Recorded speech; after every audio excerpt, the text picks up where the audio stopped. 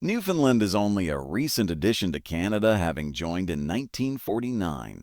But Canada was confederated back in 1867, so the two remained separate for nearly a century, which raises a pretty obvious question. Why? Why did it take so long for Newfoundland to join Canada? When the colonies that would become Canada were debating Confederation in 1864, politicians in Newfoundland also began discussing the issue at home. Did they want to be part of this new Canada and take their rightful place in the world, or just sit on the sidelines and watch history pass them by? Turns out the sidelines were just fine. Newfoundland sat this Canada thing out. Their primary reasons were, first, while politicians that were largely pro-Confederation, the people most certainly were not. Which brings us to reason number 2, Catholics. Specifically French Catholics, who made up a sizable chunk of this new Canada's population and had a lot of influence. And the people of Newfoundland, proud Protestants that they were, wanted none of that. And the third reason was economic. Newfoundland had low taxes, and there were concerns that a new central government in Ottawa would raise them to pay for things like railways and a national military. So what changed? Well, Newfoundland continued to develop on its own, and its people, for the most part, still wished to remain independent. There was a very sudden change of heart in 1895, though, when Newfoundland Premier William Whiteway made a plea to join the Confederation. Totally because they loved Canada and nothing to do with the massive financial crisis that had just hit them. The Canadians said no, so they were left to struggle on with mountains of debt. After this, the people of Newfoundland remained against Confederation, and in 1907 Newfoundland was promoted from a colony to a dominion, meaning its continued independence seemed assured. Its history largely mirrored the other dominions throughout the early 20th century.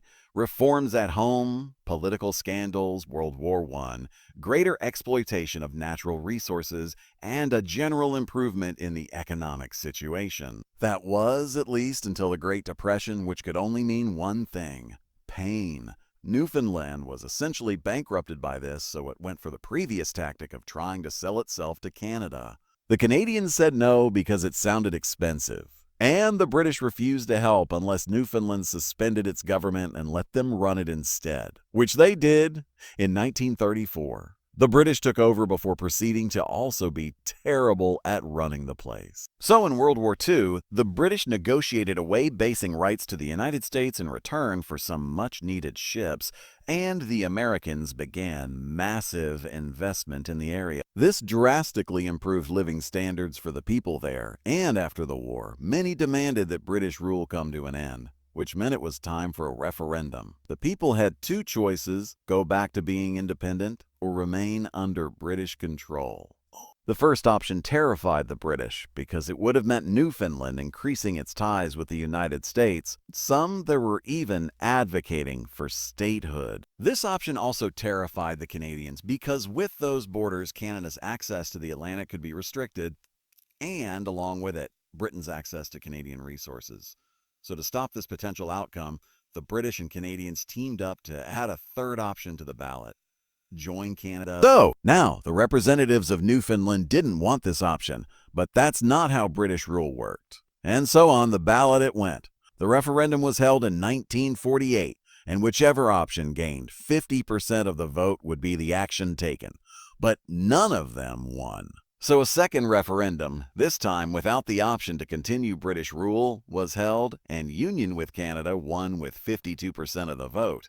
After some negotiations, Newfoundland ceased to exist as a nation and became part of Canada the next year. I hope you enjoyed this episode, and thank you for watching. With a special thanks to my patrons: James Basonet, Kelly Moneymaker, Alex Schwinn, Mr. Wolf, Captain Sidog, Adam Stalter, Sky Chappelle, Marvin Casu, Aaron the White Mo, James Castaneda, Jordan Longley, Jerry Landon, Gustav Swan, Rashid Ali, Winston K. Wood, Boogerly Wiggly, Spinning Three Plates, Coppertone, Maggie Paskowski, Spencer Lightfoot, Matthew Shipley, Robert Wetzel, Corso Wolf, The MC Whopper, Anthony Beckett, Marcus Asner, Lil Brep and TC, and Charles the First.